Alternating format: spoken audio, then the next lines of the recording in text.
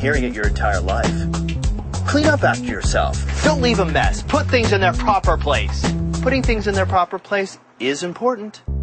Same thing goes with your car. When you're done with your car, even if it's for the day or just for a moment, you need to know where to properly park your vehicle. I mean, could you imagine if you just left your car in the middle of the street? The results could be probably just a good idea to park your car where it's supposed to be. Just avoid the whole problem. Besides, you think it's bad when your mom is yelling at you for leaving your stuff around? Wait until you have a cop yelling at you for it. So, you ready to do a bit of parking? Yes, I was born to park. Alright. Now, the first thing you want to consider when you're choosing a parking space is, if possible, choose a space that doesn't require any backing up.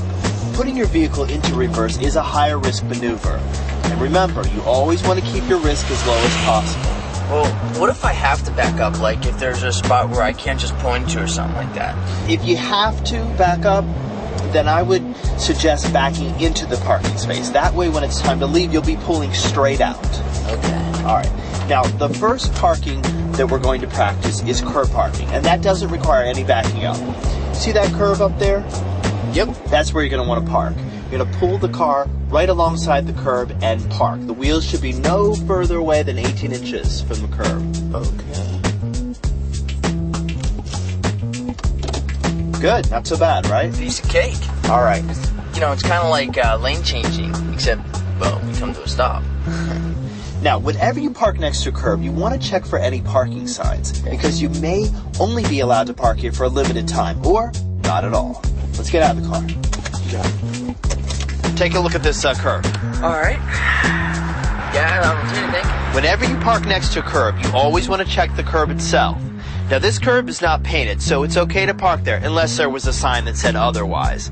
But a lot of curbs will be painted, and the color that it's painted will determine if you can park there or not. Really? Now, there are many different colors of curbs, and you need to be aware of them all. For example, if the curb is painted red, you cannot park there.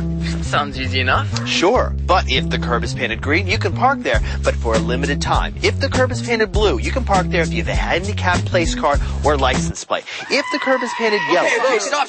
Yellow, green, red, blue, all these colors? I can't take it. All right, relax. You can study that on your own time. Okay. Let's get back into the vehicle. All right.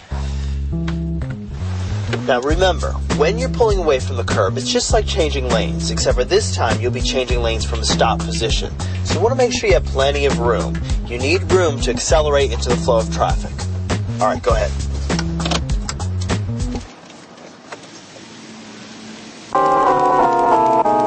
Once you pull into this parking lot here, practice some other parking. Now, see all these parking spaces in here? Yeah. Perpendicular parking is the type of parking you're going to use to park in these spaces. It's a lot like making a right or left turn, except you're going to stop once you've made your turn. All right, see this space between these two cars? Yeah. That's where we're going to practice. You'll first want to signal about 100 feet before you get to the parking space. Okay. You want to check over your shoulders, left and right, make sure that there's nothing changing. Any changing conditions on your left and right, like pedestrians, other cars pulling out of their spaces. Okay, so let's go for it.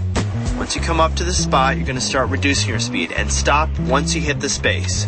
All right, go ahead and execute. All right.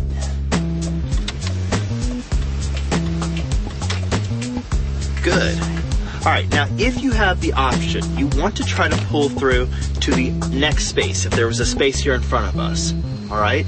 Because that way, you'd be facing forward into the road, and you wouldn't have to back out of the space. You could just drive straight ahead. But in this case, we can't do it. We've got a wall right here. So what would have been a better option if we came to the same spot? Find another parking spot? Well, yes, that would work. But you could also back into the space. That way, you'd be facing forward into the road. You could just pull right out. You know, and you'd use the same reversing techniques that you would if you were reversing into a driveway. Yeah, I think I remember practicing that when I was doing those 2-point right rear turnabout things earlier. It's pretty easy. Now, there is one exception to this rule. if a parking lot has all angled parking spaces, a lot of times that'll be in parking lots where the roads are all going the same direction. You do not want to back into those spaces, because if you back into it, when you come out, you'll be facing the wrong way on the one-way road. So you always just want to drive face forward into that spot. And you can go through to the other space if there is one in front of you. Sounds good. Yeah. So how do you think you're doing with this parking thing? Oh, so it's pretty simple, really. All right, I'm glad you said that. Thank you. Because you have one more maneuver to do. Parallel parking.